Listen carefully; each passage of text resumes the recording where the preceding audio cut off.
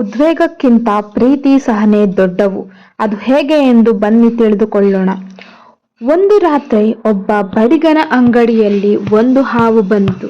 ಅದು ಕತ್ತಲೆಯಲ್ಲಿ ಹರಿದಾಡುತ್ತಿದ್ದಂತೆ ಗರಗಸದ ಹತ್ತಿರ ಸುಳಿಯಿತು. ಗರಗಸದ ಮೊನಚಾದ ಒಂದು ಹಲ್ಲಿಗೆ ಅದರ ಬಾಲ ಸ್ವಲ್ಪ ಸಿಕ್ಕಿ ಗಾಯವಾಯಿತು. ತಕ್ಷಣವೇ ಅದು ತಿರುಗಿ ಗರಗಸವನ್ನು ಕಡಿಯಲು ಪ್ರಯತ್ನಿಸಿತು. ಆದ್ದರಿಂದ ಹಾವಿನ ಬಾಯಿಗೆ ಗಾಯವಾಯಿತು.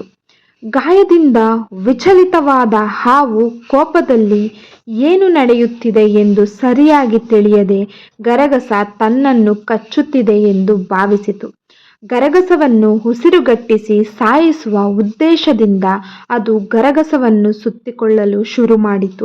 ಗಾಯ ಹೆಚ್ಚಾದಂತೆ ಗರಗಸವನ್ನು ಮತ್ತಷ್ಟು ಶಕ್ತಿ ಮೀರಿ ಬಿಗಿಯಾಯಿಸಿತು.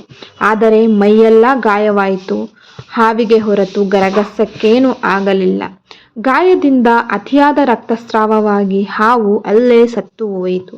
ಹೀಗೆ ಒಮ್ಮೊಮ್ಮೆ ನಮಗೆ ತೊಂದರೆ ಮಾಡಿದವರನ್ನು ಶಿಕ್ಷಿಸುವ ಭರದಲ್ಲಿ ನಾವು ಉದ್ವೇಗಕ್ಕೊಳಗಾಗುತ್ತೇವೆ. ಕೋಪದಲ್ಲಿ ಪ್ರತಿಕ್ರಿಯಿಸಿ ಅವರಿಗೆ ಹಾನಿ ಮಾಡಲು ಪ್ರಯತ್ನಿಸುತ್ತೇವೆ. ಆದರೆ ನಿಜವಾಗಿಯೂ ನಾವು ನಮಗೆ ಶಿಕ್ಷಿಸಿಕೊಂಡಿರುತ್ತೇವೆ. ನಮಗೇನೇ ಹಾನಿಯಾಗಿರುತ್ತದೆ. ಕೆಲ ಅಹಿತಕರ ಘಟನೆಗಳನ್ನು, ಕೆಲವು ನಮಗಾಗದ ವ್ಯಕ್ತಿಗಳನ್ನು, ಅವರ ಕಟ್ಟು ಮಾತುಗಳನ್ನು ನಿರ್ಲಕ್ಷಿಸುವುದು ಒಳ್ಳೆಯದು. ನಮಗಾದ ಕ್ಷಣಿಕ ನೋವಿನಿಂದ ನಾವು ತಪ್ಪು ಹೆಜ್ಜೆ ಇಟ್ಟು ಪರಿತಪಿಸುವಂತೆ ಆಗಬಾರದು.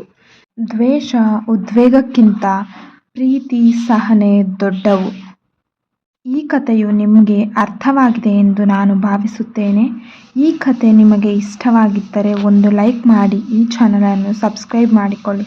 ಇನ್ನಷ್ಟು ಇದೇ ರೀತಿ ನೀತಿ ಕಥೆಗಳಿಗಾಗಿ, ಅರ್ಥಪೂರ್ವಕ ಭಾವನಾತ್ಮಕ ಕಥೆಗಳಿಗಾಗಿ ಈ ಚಾನಲನ್ನು ಸಬ್ಸ್ಕ್ರೈಬ್ ಮಾಡಿಕೊಳ್ಳಿ.